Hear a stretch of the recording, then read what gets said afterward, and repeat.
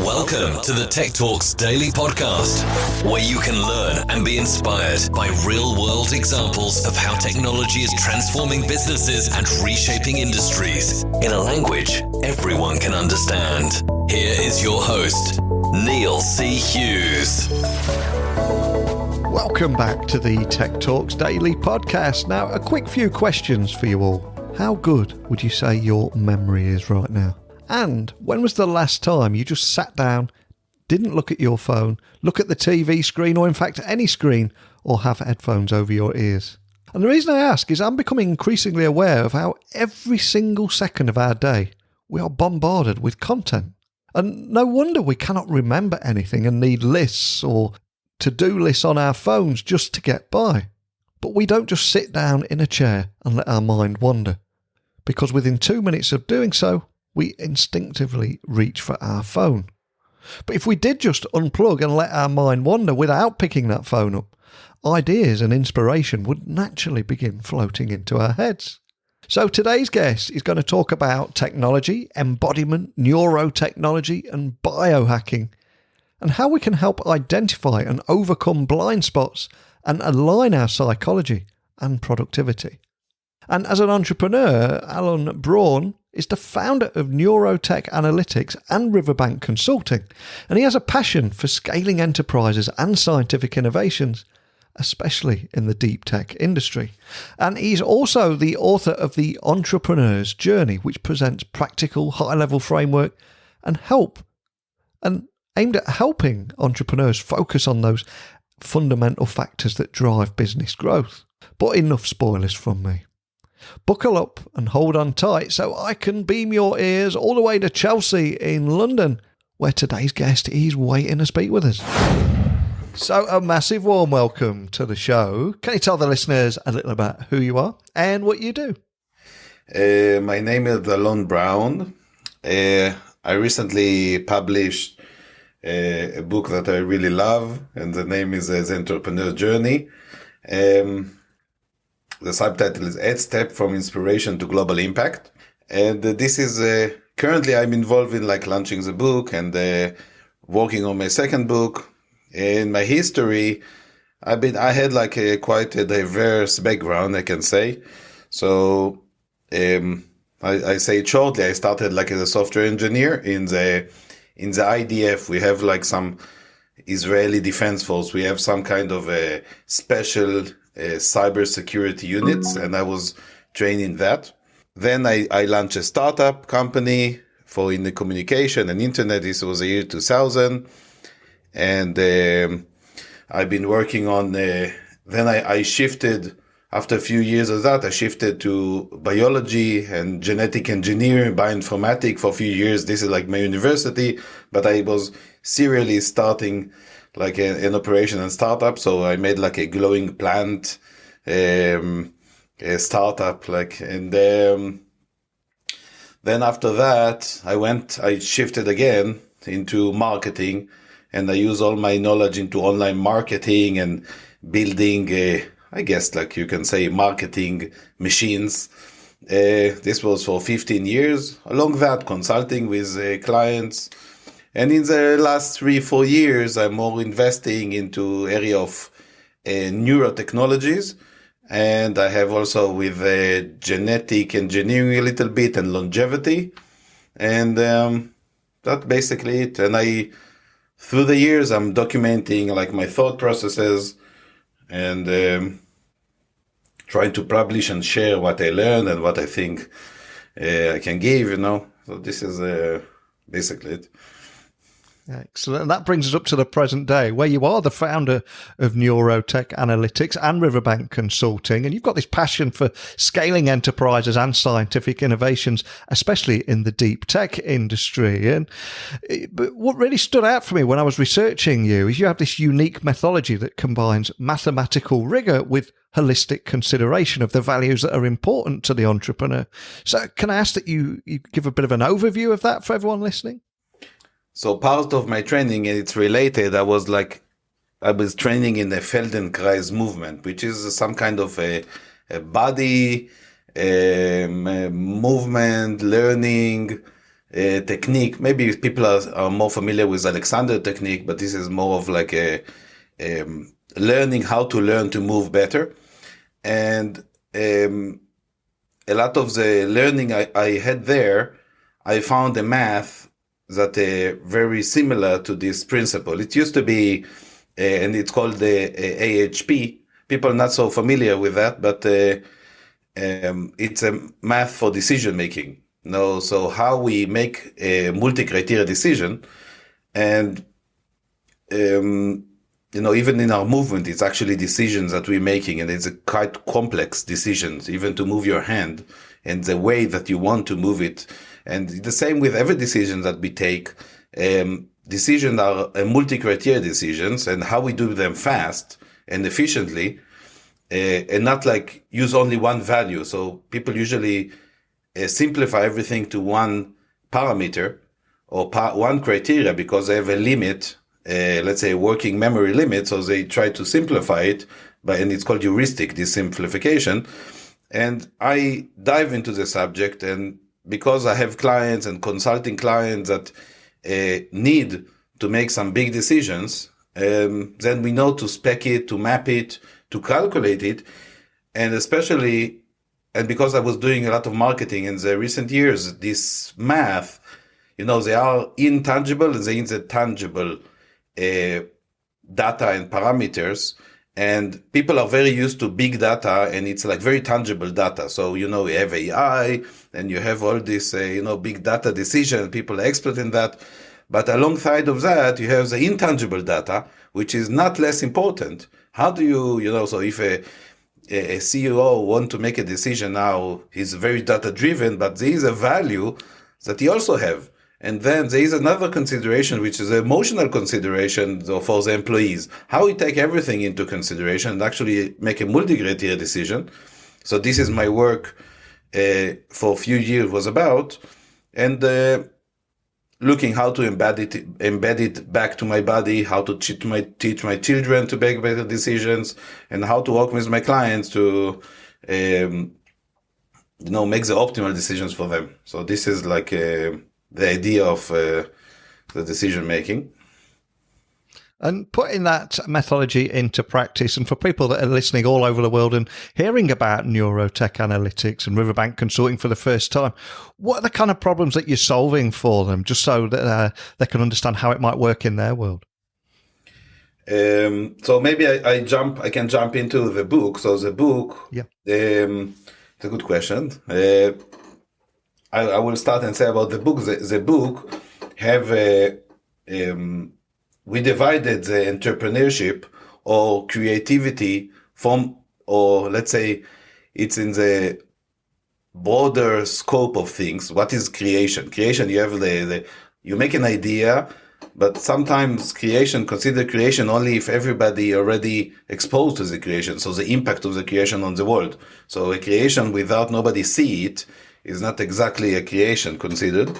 So we dive into like all these stages of what the entrepreneur need to do in order to get to the market. Now, there are decision points along the way. So there are about 8 stages. In the 8 stages, which also involve 4 mind shifts or different, I guess, like archetypes that the entrepreneur get into. And we map it and the decision along the way. So, for example, if you say, I look at every step. For example, there is a big step, and let's say a simpler one, it will be in the planning stage. Planning stage is after the team has been formed, the idea was created, the team has been formed, you have like the team, you recruit them, and then they need to make a more solid plan. And the more solid plan is like, okay, so now we know sort of what we want to make, but what's about the market? What thing about the market we need to take into consideration? So, and doing all this decision together and actually doing it comprehensively and right, this is the kind of decision that we're looking at. For example, new competition in the market, threat of new competition. So there are models, for example, Porter 5 forces, which is a known model for looking at how do you get into the market. And we take the math of the AHP and we use it with Porter 5 forces, and we show, okay, this will calculate, this will be the best route. Although everything is intangible, you don't really know the answer for what's happening in the market. It's a kind of gut feeling. You make a little bit of research. Now, I can say in Neurotech, it's connected also to Neurotech, because in Neurotech, what we do, we're mapping the Neurotech industry. Neurotech is like brain-machine interfaces technologies. And this is a very new emerging field. We can dive into that a little bit also. But we map all the companies and the investors and, everything, every component, conferences that there is like in the market. And we give this data to all the industry, so they can make a decision which are more comprehend. Perhaps using our methodology or perhaps without, but this is how it's related. We gathering market data and we're using let's call it mind technology in order to calculate what is the best route. I can give another route. I can give another direction for a decision. This can be like in a very early on. There is a sensing stage, and it's a time when entrepreneur need to he come with some idea. He's like there is an inspiration. He is inspired by something, and he want to do something, and he start to tell it to people around him. And then there is a time that he okay, this is something I'm going to do. So this phase of deciding that this is something you're going to go after, this specific inspiration, this is also something that we map. And it's a very intangible, let's call it like that, decision. So it's a lot of gut feelings, and it can be what is his values. So what you actually care about, what you care about, what the world care about. The world care about, we look at it a little bit later. But in the initial decision, it's better that the entrepreneur will be very, connected and have meaning to his creation. Without this meaning and connection, personal connection to this creation, they're going to suffer a lot along the way. And many, many people take this route of okay, they think it's going to work because they're going to make money. So this is their criteria, money. And perhaps a little bit another criteria of maybe contribution to society. But usually they don't take all the multi-criteria decisions and not using all their values and not choosing the thing that will be let's call it the inspiration or the idea or the creation that will be optimal for them as well. So this is another decision that we look at, how we make the best decision for entrepreneur to go to take the direction of the best route for him. And on the topic of decision making there, when I was researching you and learning more about the book, etc., I also read about cognitive limits to making decisions and how people can bypass them. Can you share your insights around that with the listeners as well? Yeah, here I have a lot of work in this cognitive limit. The cognitive limit we're talking about the working memory. When you try to imagine in your mind's eye some object or a room or whatever, it's usually the amount of objects that you can hold or the names of the object that you can hold is very limited in one time. So, and it's limited, and they call it in psychology or cognitive psychology, they call it Miller's law. And they say that the amount of connections that we can hold in a time is let's say 7 plus minus 2. And today we understand it's already around 4. And it's also dependent on the amount of stress and some distraction you have and what is your situation, but it's very, very limited. So to make a decision, for example, which car to buy, the calculations that go inside your head, which can be a brief moment, usually try to minimize this decision to a very, very small amount of criteria and alternatives. It's overwhelming to people to have too much information when they want to, even making the simplest decision. Simplest decision, usually because the calculation is hard for them and they're not used to, and we are not trained to in school to do that, It will be, a heuristic will want two criteria. For example, this is very common. Okay, how much money it will make me, or what is the risk? Like very basic. So that will be the criteria for all the calculation, and so this is like usually what's happened. So this is a cognitive limit. Now there are ways. Another cognitive limit, another working memory limit, and I can talk a lot about the working memory. I was looking, how can I enhance my working memory? And this is something I was working at, and I made one of the biggest conferences was about like neurotechnologies. I invited like 100 professors and companies. Everybody do brain machine interfaces, and they making like, and some making like implants for like enhancing memory for people with brain damage, and can be like external devices. Everything like for the dementia and Alzheimer, everybody, like all the industries that deal with this subject. So it's a medical industry.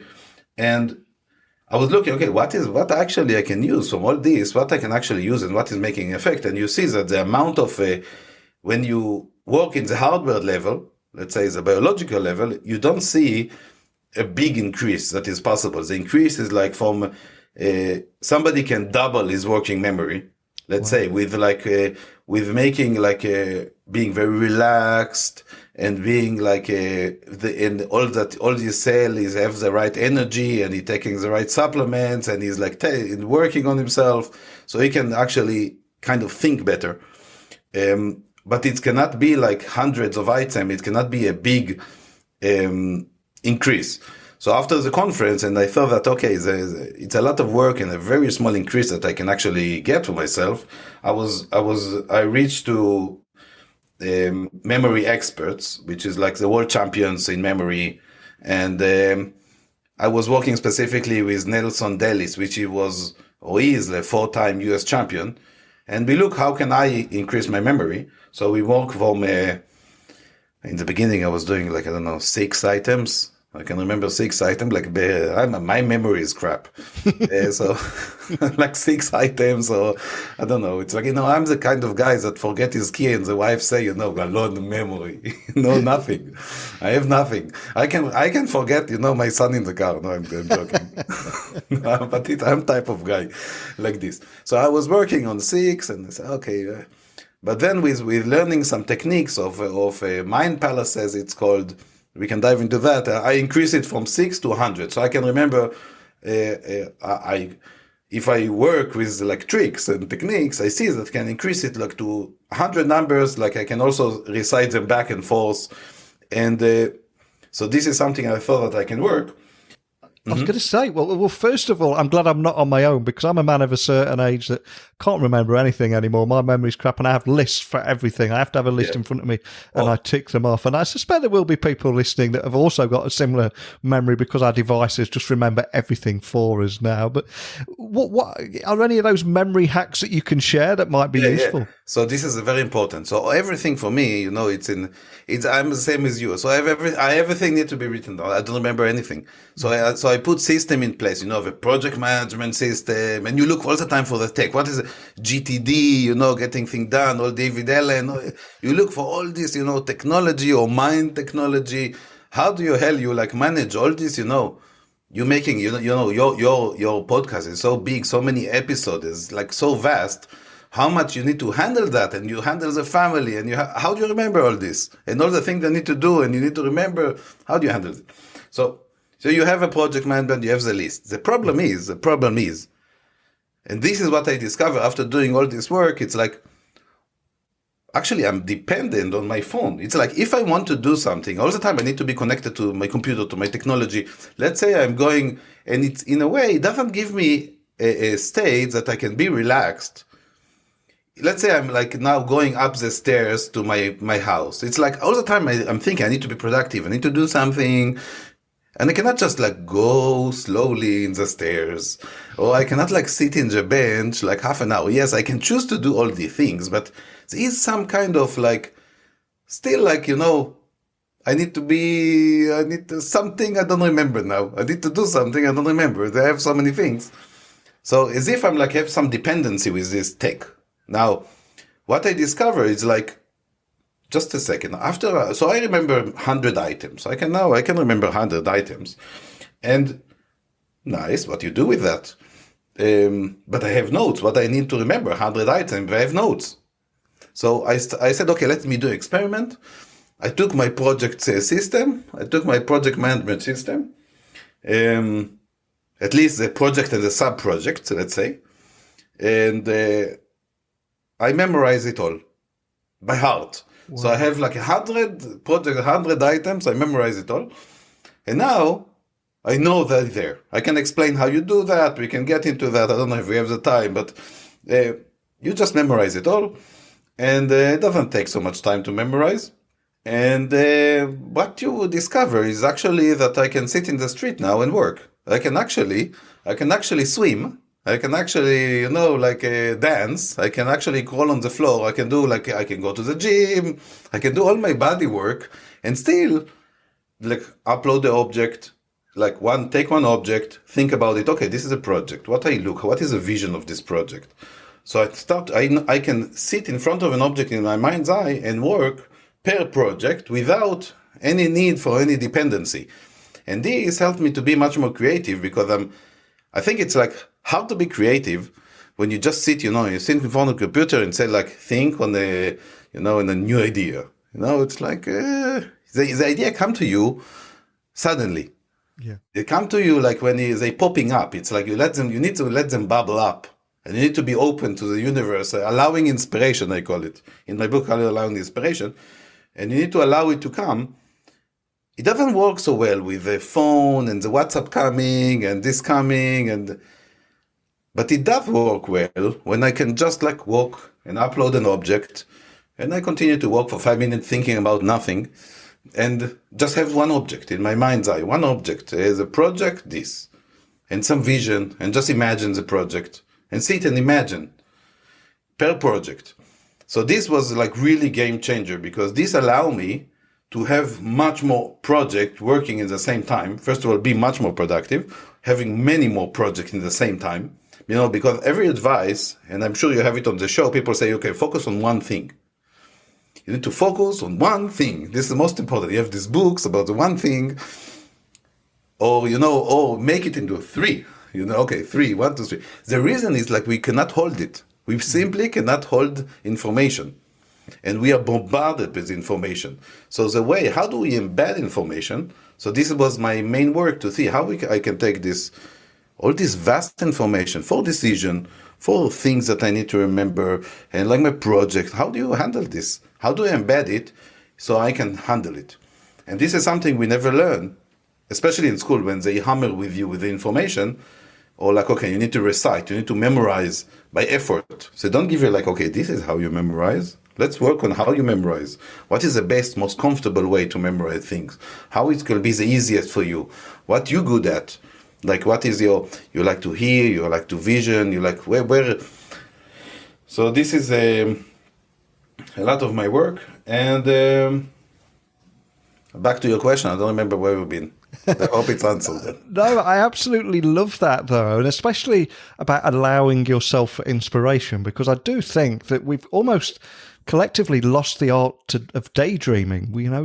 Go back a few years, you could be sat on a busy train, you could be going out for a walk, and you just let your mind wander and those ideas would come into your head. But now nobody goes more than 2 minutes without just having a quick look at that notification on their phone or got something playing in their ears, and we've kind of lost that along the way. And I would argue that for a lot of people, the only time that they've got that time is in the shower, and that is the moment when they get those ideas in. But we need more of that, don't we? Yeah, and I think there is also another reason that sometimes some of our ideas we don't want to see.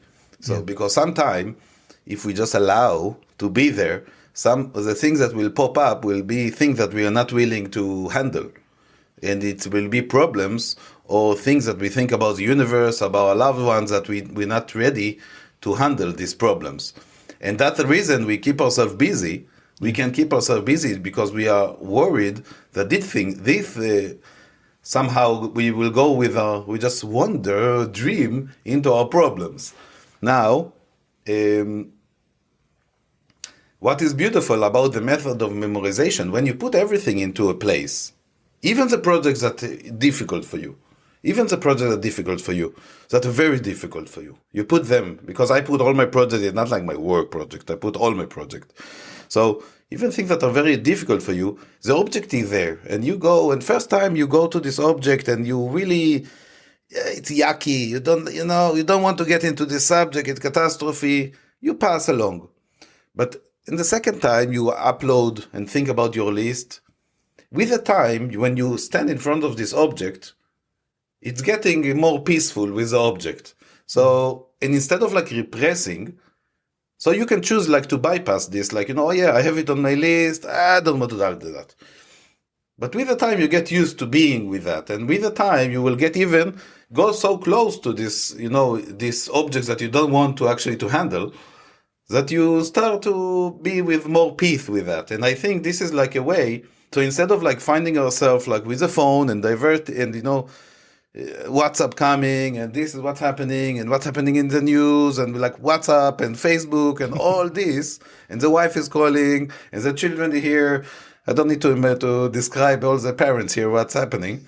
Imagine that you have a solid place inside your brain with everything, that you have everything inside of you, and you know to move from item to item. Even the items that are very difficult, you can bypass them, but with the time they will be more relaxed. I promise you that when you look at it again and again, and with time, with the right tools, it will be more easy. So this is like that's the main work that I'm doing, organizing the brain, basically. So apparently it's possible. And the topics very close to your heart, of course, are embodiment, neurotechnology, and biohacking as well, which is increasing in popularity. Yeah. But for people listening that are just hearing about this for the first time, are there any takeaways around this topic that excite you?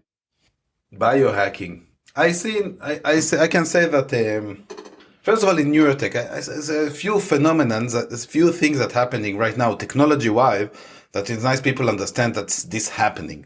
I think people are not aware of new tech that is coming. So I can share a little bit about new tech.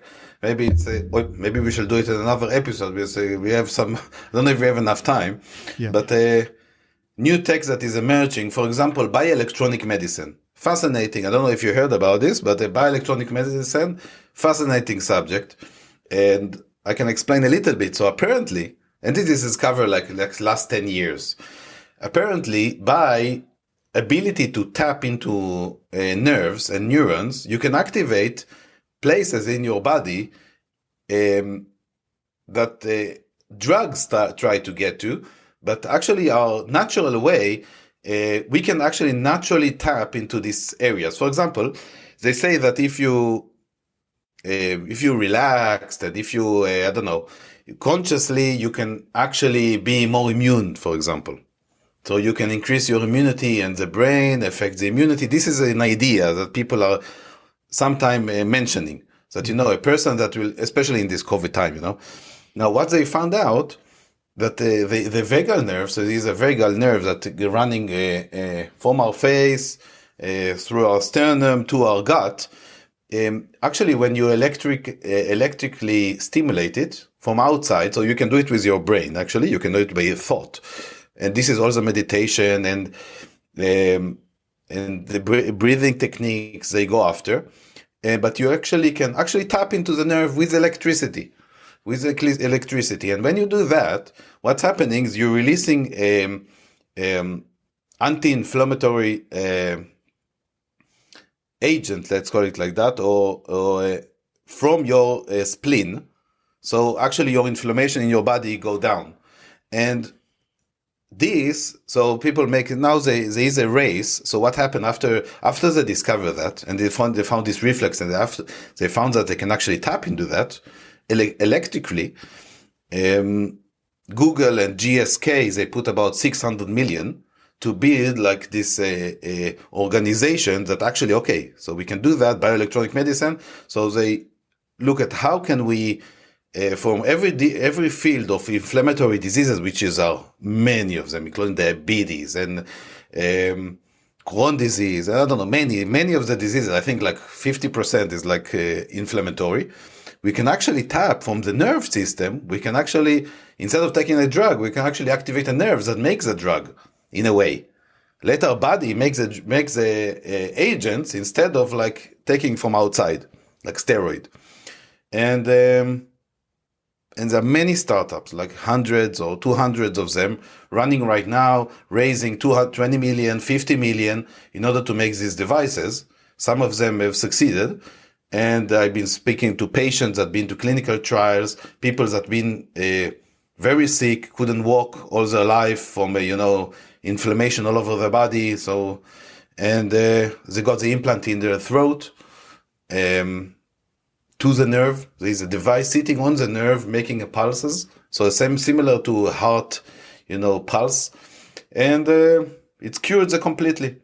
Wow. And we see this is happening. So in UK, there are a few companies. Actually, UK is quite leading in this field. You have BIOS, a company named BIOS that's sitting in, I think it's in Oxford. And I don't know, this is a new emerging field, a technology field. It's medical, electrical, and more in the biohacking. So I can, you have external devices, so I can work with myself. I'm putting some, there are many devices actually externally that you make a really small electrical stimulation to behind your ear. And this is relaxing you. So people like, some people like it. I less use it. But this is like a biohacking, people playing with that. And we have time to more example. I can talk about more. Well, I was going to say to finish there, so much is happening and very quickly. And as we go towards the future, what excites you about how technology is progressing and how it's going to continue to enhance the performance of entrepreneurs? Is there anything that particularly excites you on where we're heading here? Yeah, I'm excited. I really like all the cultures and knowledge, like, things that coming out of, it's in every culture. It can be yogis, it can be, like special, body techniques, special like awarenesses. And I think this ability to meditate into certain things, the ability to physically move in certain ways, all this deep old knowledge is actually coming and merging in some ways now because of the AI and the neurotech and our ability to read the patterns in the brain. We can actually do biofeedback for specific areas, specific behaviors and specific feelings that we have and enhance them and be more focused. So I believe that old knowledge like that, you need to be in the cave 50 years. So once upon a time, you need to be 50 years in the cave in order to get certain abilities. Today, you can get the devices or build the devices, because very early, that actually can enhance yourself and able you to train yourself in this much faster way, because we are also much busier today. I think we are much more connected in some weird way between each other. Maybe it's like in the mind way. Maybe perhaps we are more connected in our mind, less in our bodies and feelings, but more with our minds. And this global connection is a lot of information, and our ability we need to be faster and more efficient and get more qualities because of the challenges becoming bigger and bigger. So this is like what excites me, bringing all this old technology and bringing them now to the new tech. So this is love that. And I absolutely love chatting with you today. And I think we do need to get you back on, because we only scratched the surface of everything here.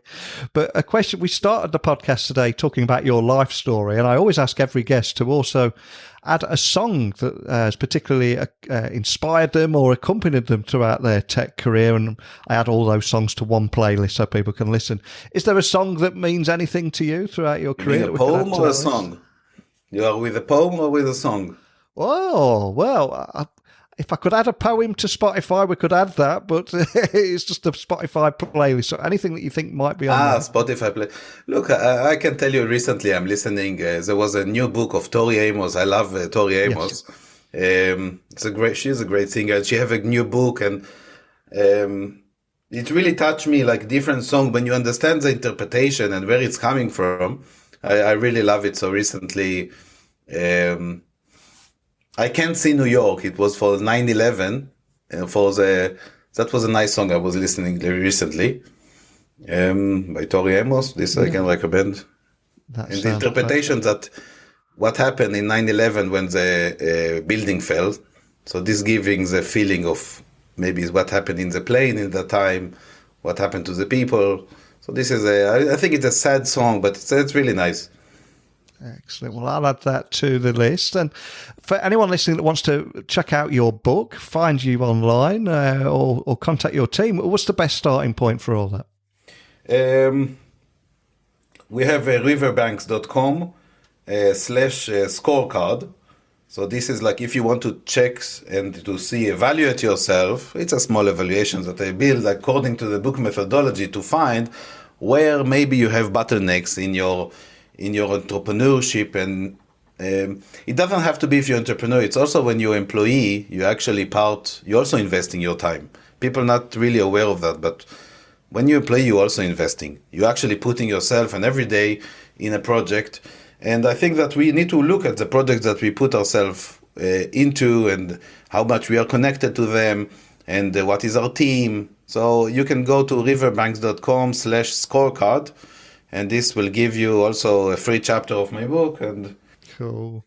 Well, like I said, I think we're going to have to get you back on later in the year to explore embodiment, neurotechnology and biohacking a little bit deeper. There's a whole episode we could dedicate to each of those topics, really. But more than anything, just thank you for sharing your story with me today. Okay. Thank you very much, Neil. Man, I could have chatted for hours today about those topics and just love hearing about things like mind hacking and biohacking and the role that technology can play.